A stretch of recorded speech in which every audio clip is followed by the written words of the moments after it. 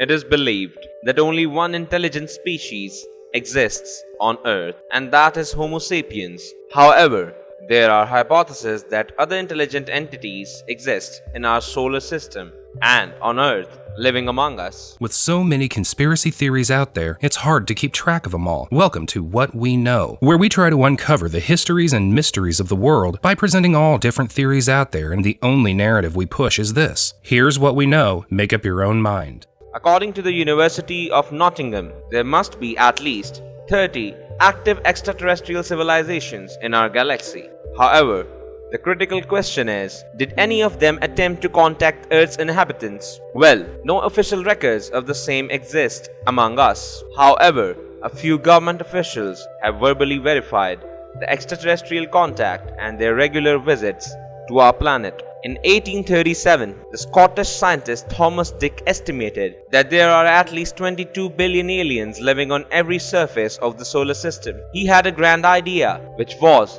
to construct a massive triangle or ellipsis of several miles in extent in Siberia or any other country for aliens to observe with unassisted eyes. Though it may seem completely ludicrous, such thoughts assist the human consciousness in expanding its exploration of the enormous universe. Additionally, there are reports of artificial structures being discovered in various locations throughout the solar system. The narrative popularity referred to as the Great Moon Hoax was published in the New York Sun in 1835 under the pseudonym of astronomer John Herschel, claiming to have discovered life on the moon. Herschel reportedly built a massive telescope in South Africa that magnified celestial bodies up to 42,000 times. He saw enormous monsters and humans on the moon when he pointed at it. The story later became the world's most famous media hoax. However, is this the case? Dr. Nolan discussed UFOs, alien civilizations, crashed materials, and possession of UFO materials in a podcast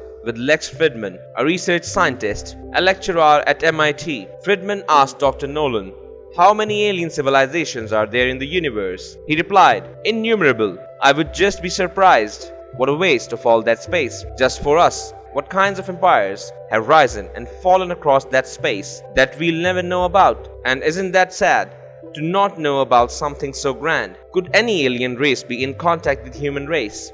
Contact with intelligent life other than humans is not just a modern conspiracy, but it is mentioned in the ancient texts. Sumerian texts likely hint at the supernatural.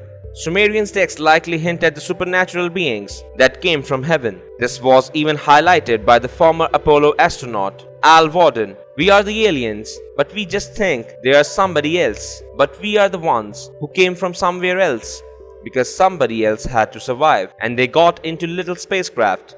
Then they came here and landed, and they started civilization here. And if you don't believe me, go get books on ancient Sumerians and see what they had to say. They'll tell you right up front." Al Warden, the CIA, declassified around 12 million pages of information in 2017, exposing previously unknown details about the program. Dubbed the Stargate Project, the CIA documents detail one experiment in which the project's most prominent medium, Joseph McMonigal, was promised an astral voyage to Mars approximately 1 million years BC. In 1984, he was able to observe the civilization that existed on the red planet at the time. I just keep saying very large people. They appear thin and tall, but they are very large. Wearing some kind of strange clothes, McMonigal said. Another account of the encounter comes from the late John Lear, a CIA pilot. Lear discussed the July 1987 incident in which a massive UFO allegedly tracked a cargo jet over Anchorage, Alaska, and a 1975 incident in which UFOs allegedly lingered over strategic air command sites. In an interview for On the Record, a 30-minute television show broadcast on Class TV in Las Vegas in late summer 1987, investigate journalist George Knapp questioned Lear about the church's position on UFOs. The problem is not only just the fact that there are 5 and as many as 10 different civilizations visiting us, apparently, and this is from the research that I have done. At least 90% of them are hostile. And when I say hostile, if not hostile, they have a completely different set of morals than we do. Lear made several assertions during his interview with the coast-to-coast AM radio programs that may be difficult for anyone to accept. He stated that in 1953, a UFO collided with an extraterrestrial named EBE-3, who assisted the US government in developing alien technology spacecraft. Then he stated that in 1962, a craft capable of traveling at amazing speeds was constructed to transport passengers and delivered them to the moon in less than 60 minutes. NASA launched a mission to Mars in 1966. What's more, humans there were adapted to breathe in the thin atmosphere. Additionally, John Lear stated that the NASA astronauts visited Mars in 1966. Additionally, Lear felt that the astronauts had been preparing for this journey for an extended period of time. They injected various medications into humans to aid in their adaptation to Martian climate conditions. According to NASA, because the astronauts could breathe rarefied Martian air, NASA was able to launch humans to the Red Planet for an extended period of time, and the case sheds additional light on the human origins. Alex Collier is a well-known alien contactee who claimed to have been in contact with the aliens from the constellation Andromeda for over 30 years. Their relationship lasted decades and involved many trips to alien spaceships and psychic connections. Numerous well-known UFO enthusiasts regarded Alex as believable, at least in the sense that he attempts to relay as much information as possible regarding his contacts with the Andromedans. According to Alex Collier, his first meeting with Andromedans occurred in 1964.